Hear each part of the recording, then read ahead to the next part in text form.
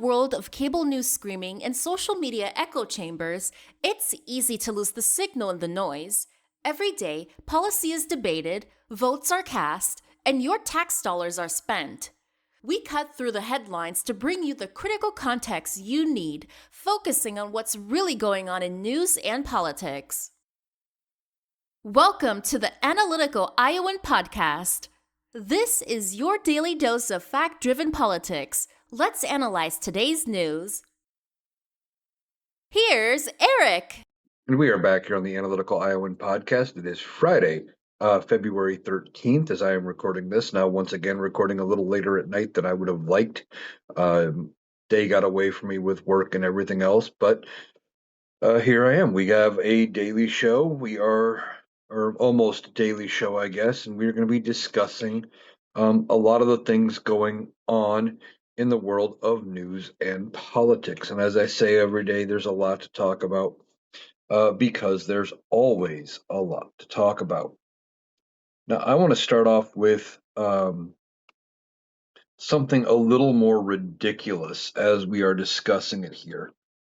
And what I want to discuss as I'm pulling up, I've got a list here of things I want to discuss. But one of the things I wanted to talk about was this article out of the Wall Street Journal. And this article out of the Wall Street Journal is talking about the head of the Department of Homeland Security, Secretary Nome, and her direct subordinate, Lewandowski. Now, apparently, according to this article out of the Wall Street Journal, that this is one of the worst kept secrets in Washington, D.C. Apparently, Lewandowski and Kristi Noem are having some kind of clandestine affair. Apparently, they are using any and all excuses to meet up. There is a plane, apparently, they are paying rent on. That this plane, apparently, they are attempting to purchase for the Department of Homeland Security. But they've been using it to travel back and forth across the country. Now, what we are hearing, though, is about this plane is apparently at one of their stops recently.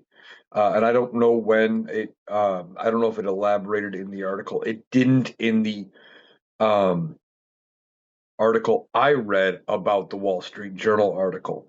But apparently there was a stop where they had to switch planes because of some issue. Not even sure what the issue was, but they had to switch planes anyway. And apparently there was a blanket that was not moved from plane to plane by staff. And Kristi Noem was so upset that her blanket did not get moved from location to location that they fired the pilot over it. Now, this makes no sense because, mistakes happen, but this is where we were at with this administration. And apparently, then they turned around, they had to end up hiring the guy back on the spot, the pilot, because they realized they didn't have a leg to stand on because they needed somebody to fly the plane to get them where they needed to go. Just more incompetence out of this administration. Now, I wish I could say I was surprised to find out that they had tried to fire this pilot over a blanket. Now, I don't know if this was some kind of special blanket, like if it had, sentimental significance.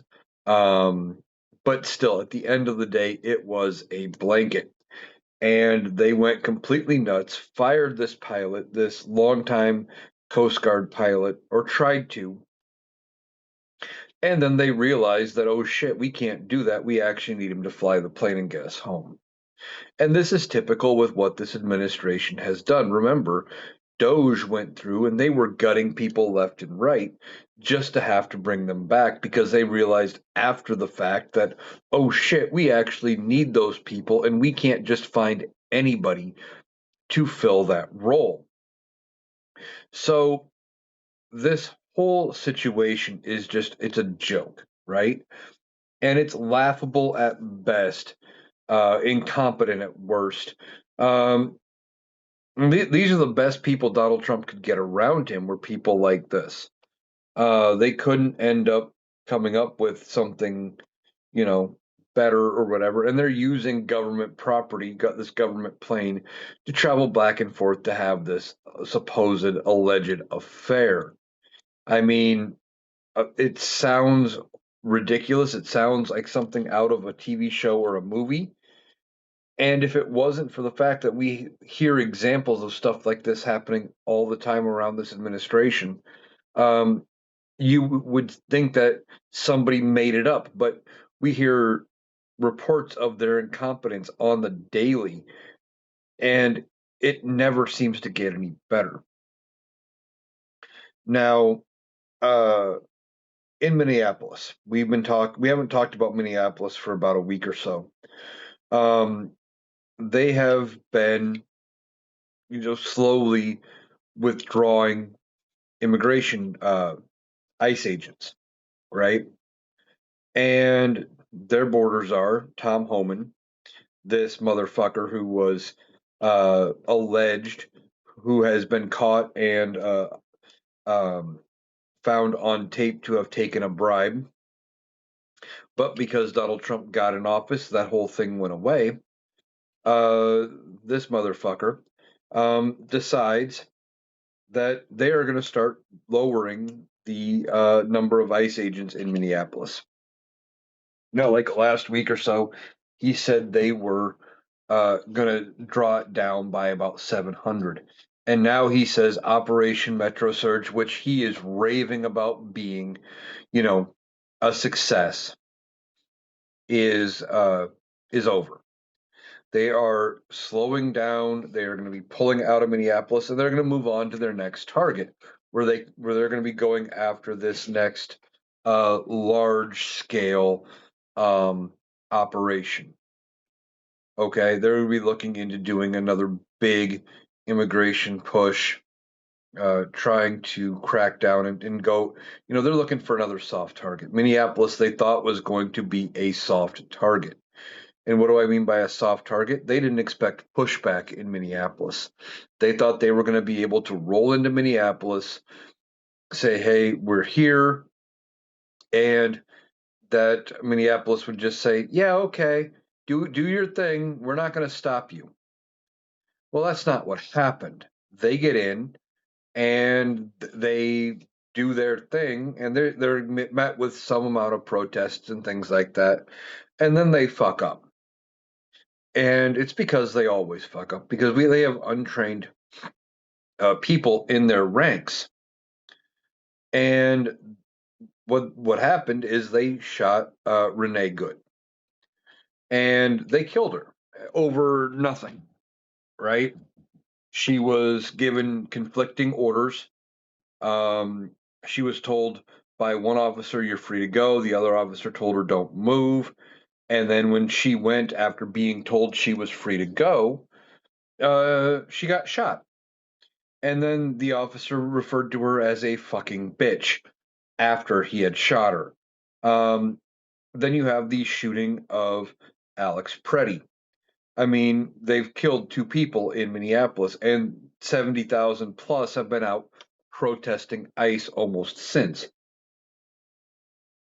Well, now they are saying they are drawing down their ICE agents and they are going to end um, their reign of terror, I guess.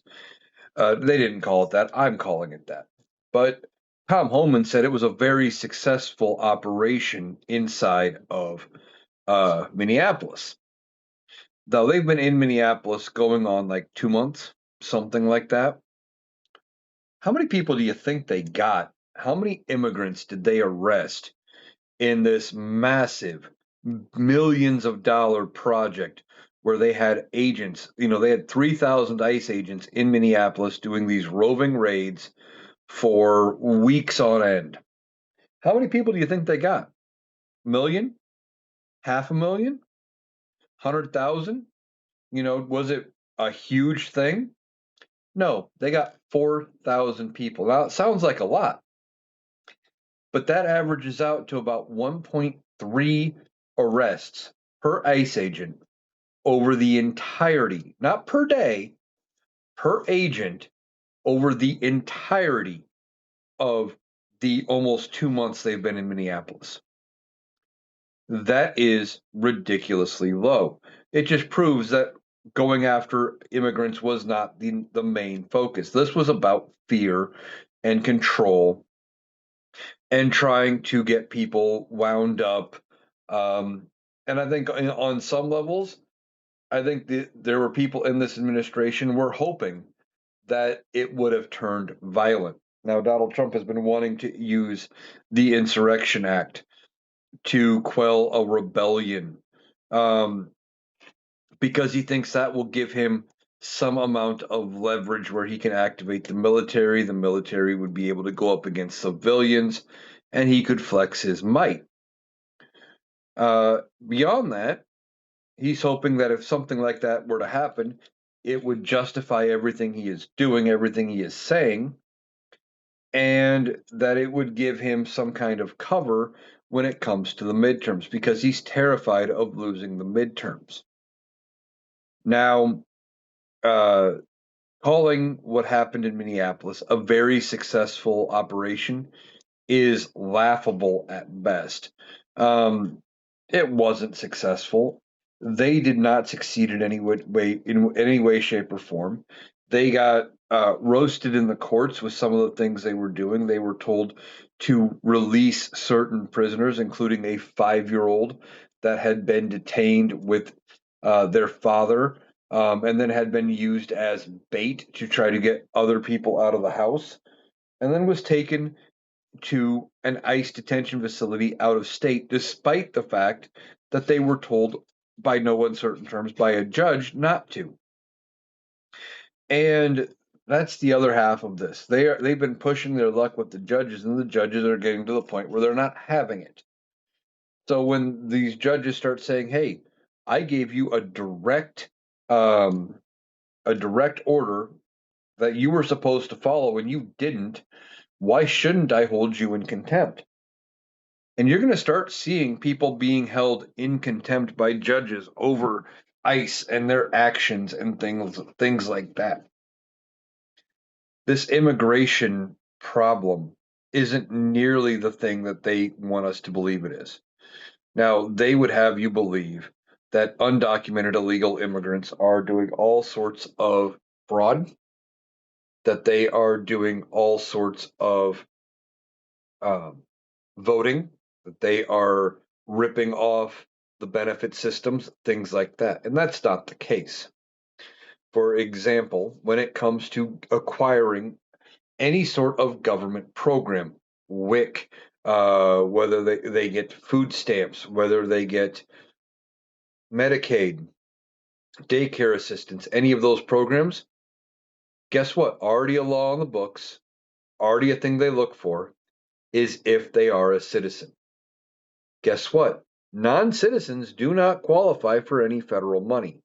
Now, certain states may have provisions that allow for undocumented immigrants to qualify for state level money. That's entirely different. But they do not qualify for anything on the federal level.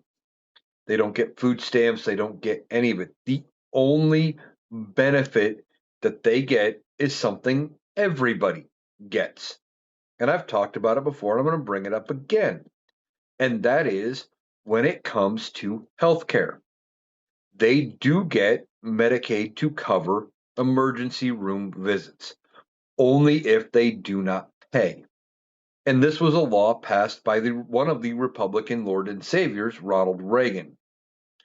Now, this law that was passed by Reagan says that the emergency room cannot turn you away, regardless of your ability to pay and regardless of your insurance or immigration status. And the idea behind it would be if something serious enough happened to you that you went to the ER, you could get treated. That was the idea. That was the intent. Okay. if you go to the ER because you broke your arm and you don't have insurance and you don't have the money to pay, the idea was you should still be able to get your arm set and be able to leave the ER in a cast, and regardless of your ability to pay. But where Medicaid comes in on the federal level is that if you go to the ER and you don't have the ability to pay, Medicaid pays the hospital that bill eventually. Why? Because they want to make the hospital as whole as possible so that everybody else doesn't have to end up eating that cost. If that wasn't a thing, that person who had their arm set at the hospital, and I'm going to make it simple, if that was $1,000 bill, right? That $1,000 would then effectively be spread out amongst everybody else who goes to the hospital over the next month. Let's say that's 1,000 people. Everybody's bill goes up by $1, something like that. You know, they would recoup that money somewhere else and everybody else would pay it anyway. So by doing it this way, hospitals are not going to have to raise their prices to offset every time somebody shows up at the ER and gets treatment when they don't have an ability to pay. And I'm sure we all know somebody who abuses the ER. I know I've known people in my own life who knew they couldn't go get treated in some cases by a regular doctor. I knew somebody who was, and it took me unfortunately longer than it probably should have to realize the behavior, but they were drug seeking. They were. Um, and they realized they couldn't get what they needed from a regular doctor. So they would make up a reason to go to the ER and ultimately um, try to get seen for something different to get access to pain pills or whatever they were trying to get access to. But they were abusing the ER in that way. And they knew that they could be seen and they had to at least be evaluated. Now, not always would they get some pain meds or whatever, but they knew that the ER couldn't turn them away. Now, as far as undocumented immigrants and using the ER, a lot of them, if they do not have insurance, they're not going to go unless it is an absolute emergency. Again, they are not going to risk trying to run up a bill or doing things like that or potentially breaking the law, by getting seen and not paying it. Um, they're not going to risk those things in order to just get some benefit. But what Republicans run on is this idea that undocumented immigrants somehow collect something out of it. So if they go to the ER because they need treatment, going back to the broken arm situation, if you had an undocumented immigrant who broke their arm, Republican MAGAs will come out and say, "Well, yeah, they're getting paid for that." No, they don't get a dime. They just get their arm fixed and allowed to be able to, go back to work. Or, maybe they have a severe case of bronchitis or pneumonia or something and they need antibiotics. They would get that treatment and hopefully be able to start feeling a little bit better and maybe get back to work. Now, the other thing that Republicans and MAGAs would tell you, and they don't understand and they don't want to understand, is that undocumented illegal immigrants um, pay into a system they can never collect from. So even if they are using somebody else's identity to work, right?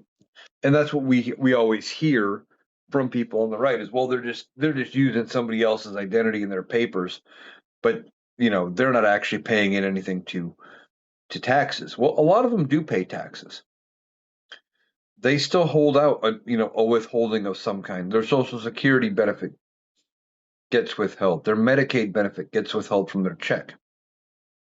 But do they get any of those benefits? Can they apply for Social Security and retire? No.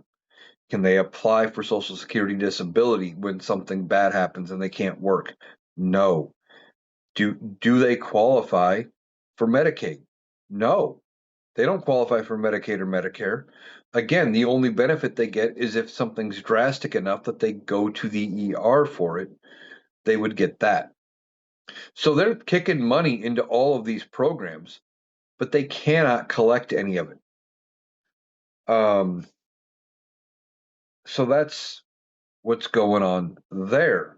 I mean, MAGAs would have you believe that there is something huge going on when it comes to undocumented immigrants, that they are trying to rip us off. It's not the case. Uh, they view it as they view the social safety net programs like a pie. And well, if you cut the pie into more pieces, everybody gets a smaller piece. In reality, it's more like a level. And if you balance everybody perfectly even, then everybody's on the same footing. And that's more of the reality to it. But uh, MAGA doesn't want to see that, right? They don't want to think about it that way. They think that somehow these undocumented immigrants are coming in and they are just ruining everything, and that's just not true. Now, the other thing that has been brought up, and I think I've talked about it before, is the SAVE Act. They passed it in the House of Representatives. Now, the SAVE Act passed the House. I don't think it gets through the Senate, and I don't think it gets through judicial review.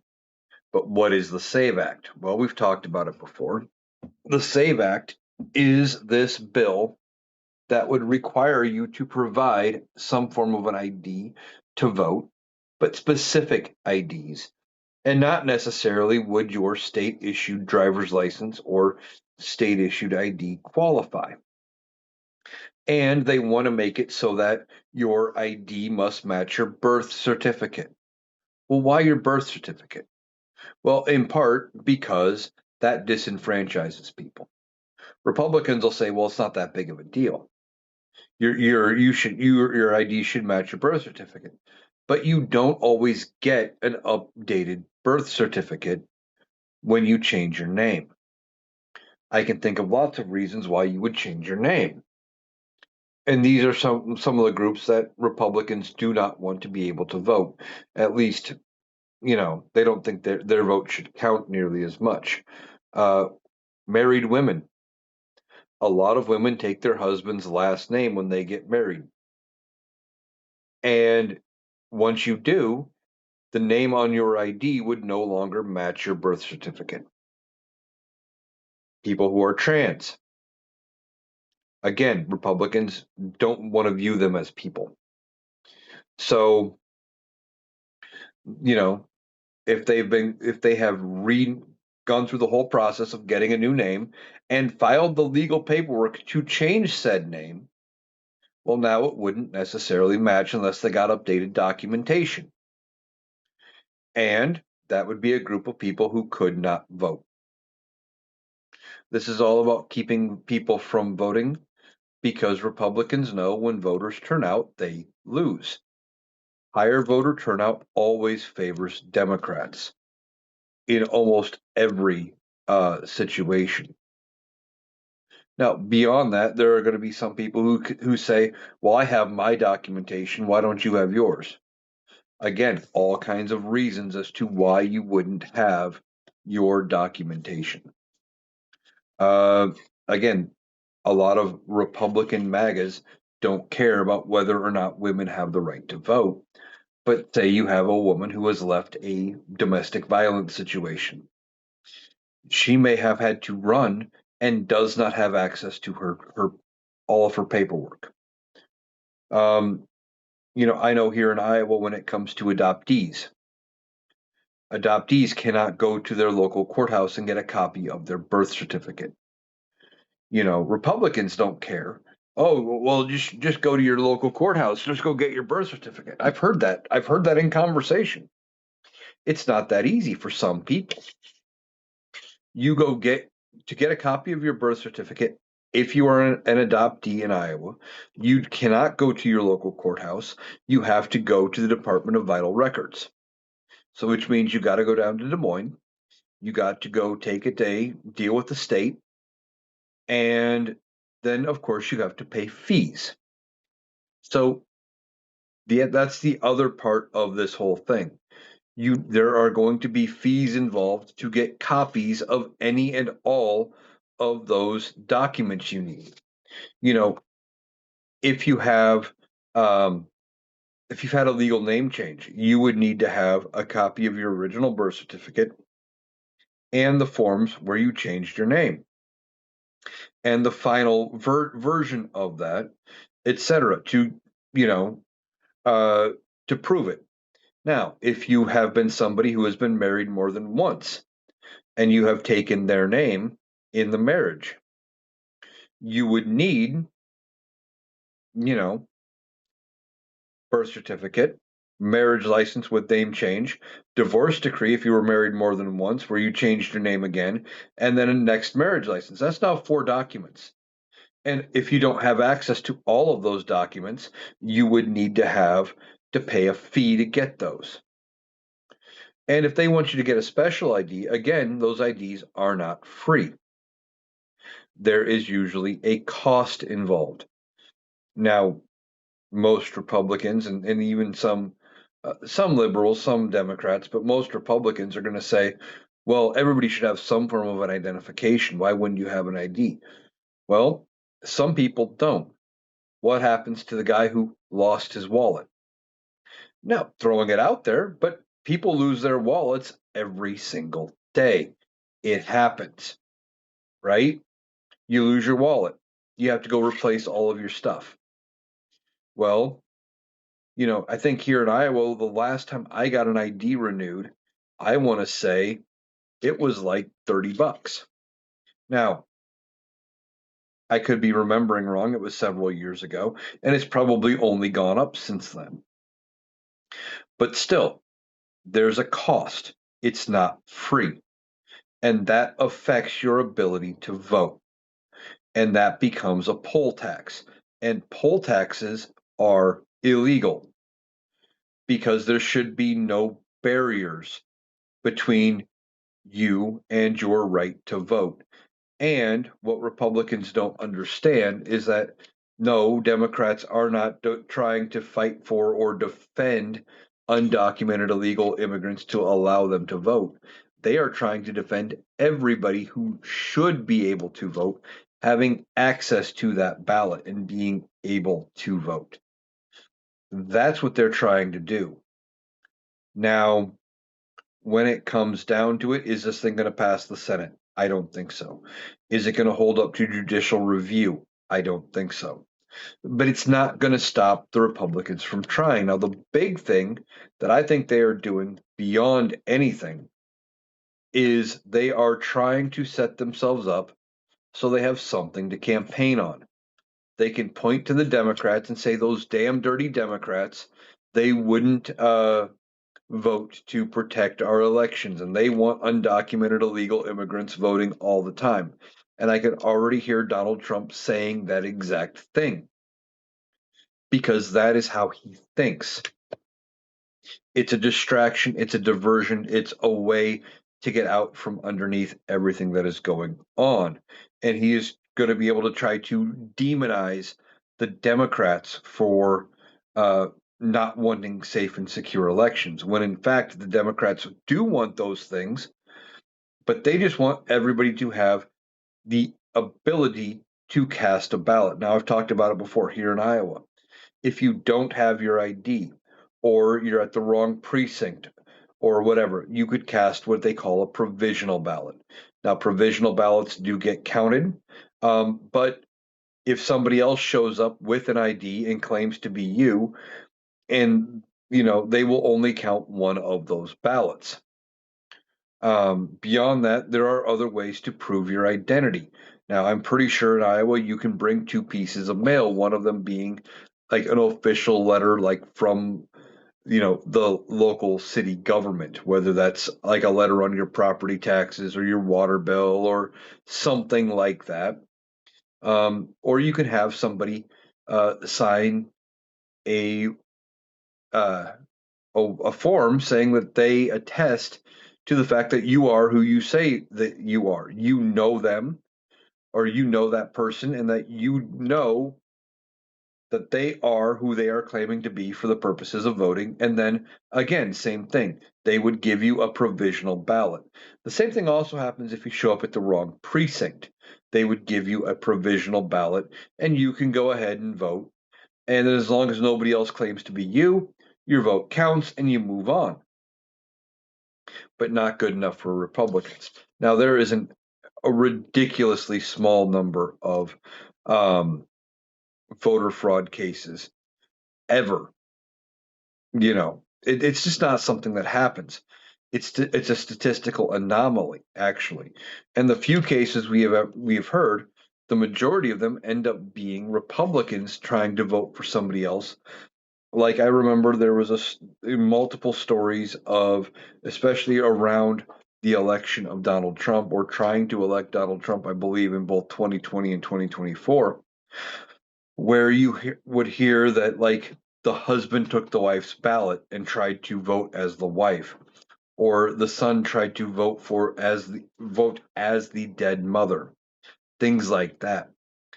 Um, you didn't typically hear about those type of things happening when it came to the Republican Party, or I mean the Democratic Party. I'm sorry, I said the Republican Party. They were typically Republicans when they cast those ballots trying to help Donald Trump win, thinking they were doing something patriotic. Okay. Now I want to move on to a couple other things, mostly Epstein related. Now, uh, Representative Liu in the House of Representatives Oversight Committee the other day was talking to Pam Bondi and called her out for perjury. I talked about that, I believe, on yesterday's podcast. Uh, but he gave her a very direct message.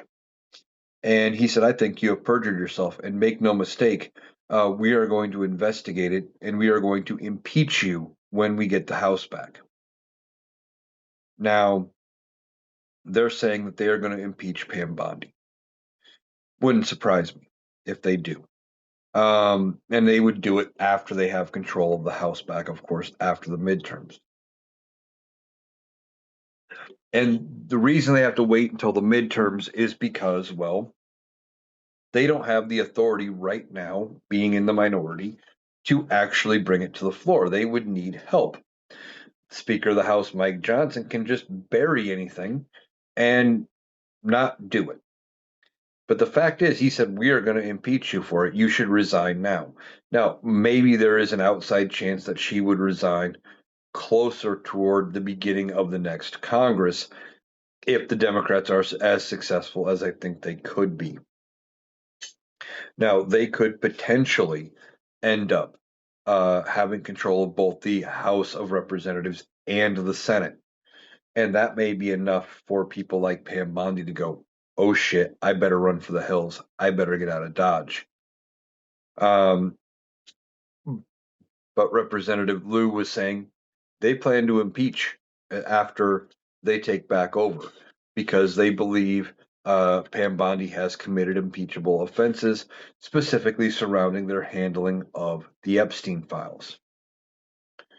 Now, continuing with the Epstein files, Donald Trump comes out and he is asked at a press conference yesterday, Thursday, if he knew about Howard Lutnick being at Epstein's Island.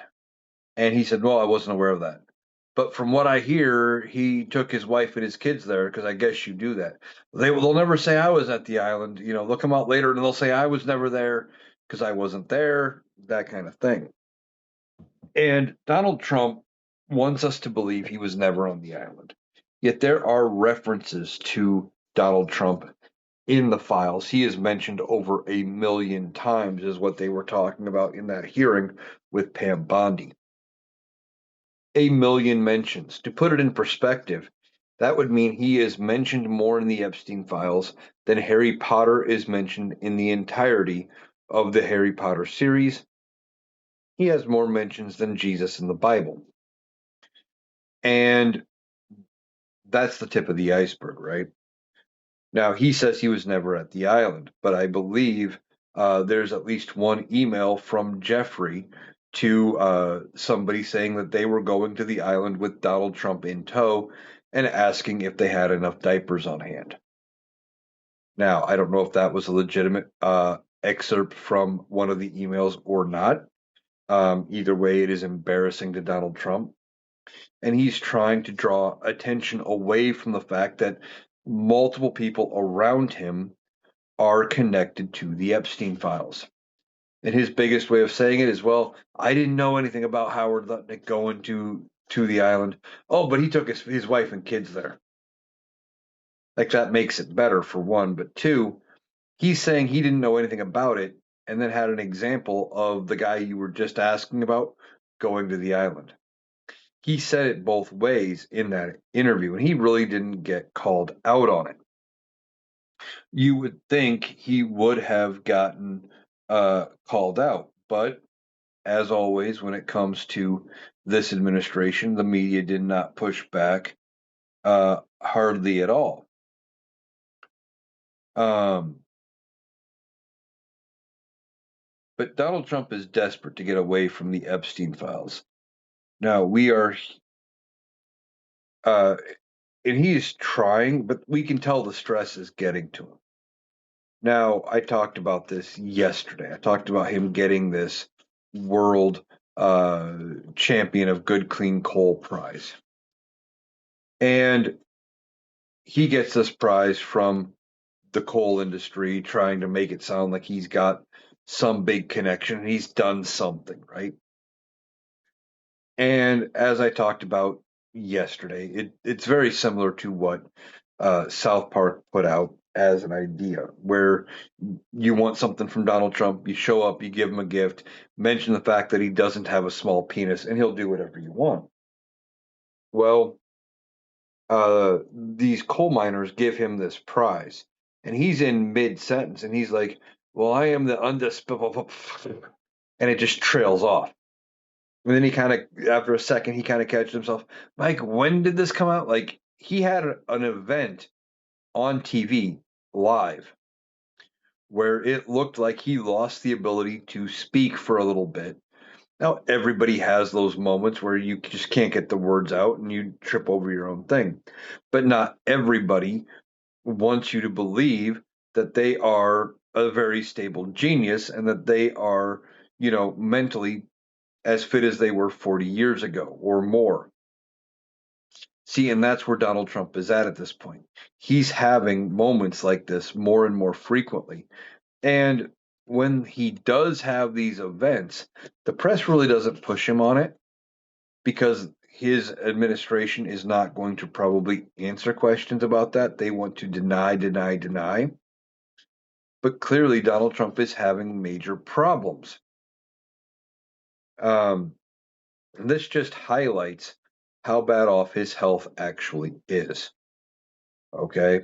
We've been talking about the bruising on his hands, which I believe is from him getting IV treatments of some kind, or maybe it's just fluids or something. But I think he is routinely getting an IV of some kind. I think beyond that, he is also uh, suffering from some amount of dementia. Now, he wants to play it off that it's not that big of a deal. But a few weeks ago, he was in an interview and they were asking him about his father's having dementia and things like that. And he said, "Yeah, I don't know. I don't think there's anything wrong. I don't think I have what's it called?" Then he was pointing at his head, and his press secretary had to fill in the word for him because he couldn't think of the word dementia or Alzheimer's. And I think ultimately Donald Trump is it's going to come out and something's going to happen. One of these events is going to happen on stage where they can't deny it anymore, where he is in such bad shape that the Republicans are going to have to make a uh, they're going to have to make a decision about um, what is going on, right? Like they're going to have to decide to move away from him because they're not going to be able to hide it anymore and hide how bad off he actually is. Now, this incident was him mid word where he just kind of sputtered out into gibberish. And the Republicans are going to, in the MAGAs, are going to try to say, well, what about Joe Biden? Joe Biden had a stutter. Okay. Joe Biden stutters. We know this. This is not something that is new. That's different than what we are talking about here. Now, the Republicans tried to use that as to say Joe Biden didn't know what was going on, or he was clearly uh, suffering from dementia or whatever. And that wasn't even close to the case. This is very different from a stutter. Now, Joe Biden had a documented stutter, one where we knew for a long time that he would trip over words. He worked very hard at fixing his stutter to the best he could, but the older he got, it was still a problem. And the Republicans like to point to it as some kind of mental incompetence, and we know it's not. But that's just who the Republicans are. They like to bully, and if they can't bully, they're not happy. Um, so they're going to try to draw parallels between what's going on with Donald Trump and Joe Biden. But I think you are going to see more and more as the days, the weeks, and maybe even the months go on that you are going to find out that they are, uh, you know, that the stress of the presidency is getting to Donald Trump. Is I guess is what I was trying to say there. That the stress of being president is getting uh, worse, and he is going to end up having more issues like this because he is dealing with all of the stressors. I mean, just being suffering from dementia has got to be stressful in and of itself. And then you add the fact that you have the most stressful job in the world and being president of the United States has got to compound that stress. Now, Donald Trump will never admit this. And one of the things that gives a lot of people hope is when we talk about Donald Trump and dementia, is something that came out of the Epstein files. In those files, there is an email going all the way back to 2017, Donald Trump's first year of being president. And there is an email from Jeffrey Epstein to somebody, and he's talking about Donald Trump and says that they suspect Donald Trump has dementia because he couldn't even recognize old friends. That was almost 10 years ago. And for a lot of people, 10 years is the upper limit of how long they can go with dementia and survive, which could mean that the end could be coming for Donald Trump. And that's entirely possible. Now, if something were to happen to Trump, what happens, right? Well, I've talked about it before, but I'm going to talk about it again. Well, first thing that would happen is if Donald Trump does not make it, if one of these days he just does not wake up, well, JD Vance would become president on the spot. He would get a judge, does not have to be a Supreme Court justice, just has to be a judge. They will give him the oath of office. He raises his hand, repeats the oath, and the entire powers of the government fall into JD Vance's hands. And then he is going to start making moves. And I think one of the things he does is he gets rid of a lot of these advisors, maybe not all at once, but he starts getting rid of people connected to Donald Trump, trying to raise his profile and raise his stakes for the uh, for the midterms. Not even the midterms, but for 28 when he runs again. And maybe if it's early enough ahead of the midterms that they are trying to right the ship because they could end up losing the House and the Senate in the midterms. So, first things first, he becomes president. Then he gets to appoint his own VP. Mike Johnson, Speaker of the House, does not automatically become the VP. The only time Mike Johnson would advance up is if something happened to Donald Trump. Donald Trump doesn't make it. JD Vance becomes president. And before JD can appoint his own VP and have Congress approve it, something happened to JD Vance. And then Mike Johnson would move up. It's not an automatic you move up one step when the president passes away. Because if you did that, what would happen is the Senate, the Speaker pro tem of the Senate, which is the longest serving member of the majority party, which right now is Iowa's own Chuck. I am older than chocolate chip cookies, 92-year-old Chuck Grassley. He would be moved from the House to the or from the Senate to the House and become Speaker of the House, and that doesn't happen. What would happen is JD Vance would appoint a VP. Congress would probably confirm it, depending on who he picks, and then they would move on. The only other way Mike Johnson moves up at all is if Mike Johnson would happen to be the person they pick to be speaker or to be the VP, but I don't see that happening. Mike Johnson's a very ineffective and a very weak Speaker of the House. I don't think he has a future in national politics. More than likely, they would pick somebody reasonable, say Brian Kemp out of Georgia or Chris Christie, somebody like that. Somebody who has cut ties with MAGA at least at some point, and they would try to make the best of it. Now, there is some suggestions that going out there and some things I've seen where they'd say, well, once Donald Trump's out of the picture, JD Vance would pick a reasonable Republican, and then they would just impeach and remove Vance. But the thing is, in order to impeach and remove Vance, they would need Democratic support. And the Democrats aren't just going to turn around and give up if they think that they are, trying to set themselves up in better position and it's not a genuine impeachment for something that was actually wrong. Democrats aren't just going to go along with that. They're going to step back and go, yeah, you made your bed, you got to lie in it. You are going to be stuck with JD Vance. Now, if they have a legitimate reason to impeach and remove JD Vance down the road, Democrats may listen to it. But they're not just going to go along and set the Republicans up in better shape for both the midterms and in 28. So, while we are watching Donald Trump's health, it is probably going to be a foregone conclusion. I just think one way or the other, Donald Trump does not make it out as president all the way to 2029.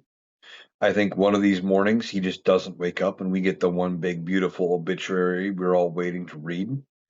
Um, or there's going to come a point when the Republicans say, okay, we got to move on you because you are costing us elections and you're now a lame duck and we can't win with you at the top of the ticket. They could either one of those things could be true or something comes out from the files that is so damning that they don't have a choice but to say, okay, we have to move away from this guy. There's no way we can defend it. We can't support this anymore. We have to do something. And when that happens, I'm expecting it to be a dog pile. If the Republicans decide that now is the time to move on Donald Trump, I firmly think what will happen is when they make that choice, you are going to see uh, a vote held in the House of Representatives. It's going to be very close up until it hits the magic number of 218 to pass. And then you were going to see a snowball effect of Republicans tripping over themselves trying to get rid of Donald Trump. And then it's going to go to the Senate. I think if the Republicans lead the impeachment effort and it goes to the Senate, I firmly think Donald Trump, or any Republican for that matter, if they get impeached while Republicans have control, that it's a foregone conclusion that they will be removed. And when that happens, I just think it's going to be a dog pile.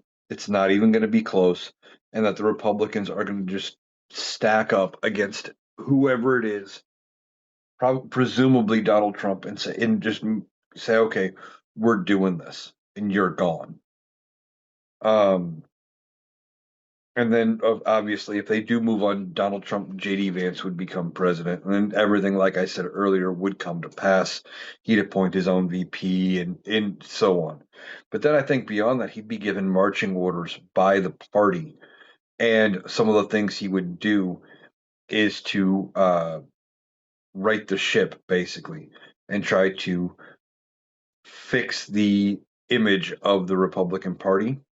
Not that it's going to actually work, but I think that's when you're going to see people like Kristi Noem and Linda McMahon and Dr. Oz all kind of either quietly, or he's going to ask for resignations, or maybe he fires them all one way or the other. But I think all of those advisors slowly go away. And I think JD Vance would actually be able to get more qualified people around him. Now, speaking of some of his advisors, we have two conflicting things coming out from um, two of his advisors.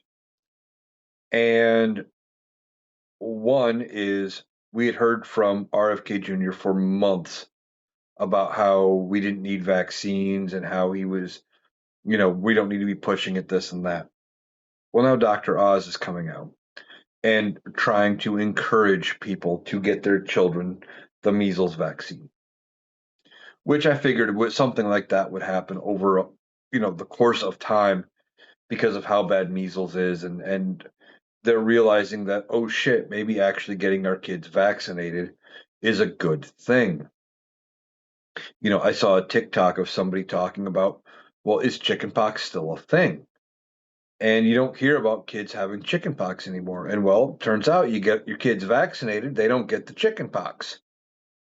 And it's not nearly as big of a deal as it was when, say, we were kids. So, you know, we're hearing that this administration is having to go back and now tell people to get the vaccine for measles.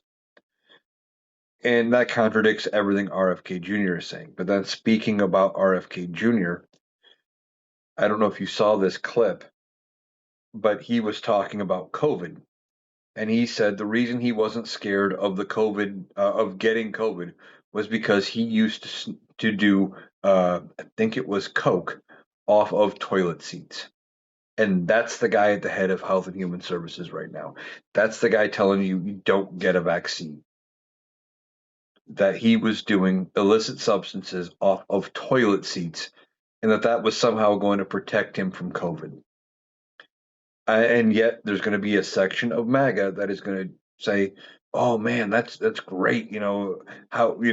We should really listen to this guy. Clearly, he knows something about building an immune system. If he wasn't scared of COVID." Something like that. They're going to find any excuse to go along with it, and that's just ridiculous. But these people are absolute clowns. And how can you take them seriously when they are contradicting themselves now at this point when it comes to vaccines, saying things like, well, maybe we should get the measles vaccine, or I wasn't worried about COVID because I was doing substances off of a toilet seat. These people are a joke. And these are the best advisors Donald Trump could end up finding. All right, so that's going to do it for today's episode of the Analytical Iowan podcast. I want to thank you for taking the time to join me today. Of course, I'm going to be back tomorrow because there's always a lot to talk about. And I hope you have a great day. And I will catch you on tomorrow's podcast.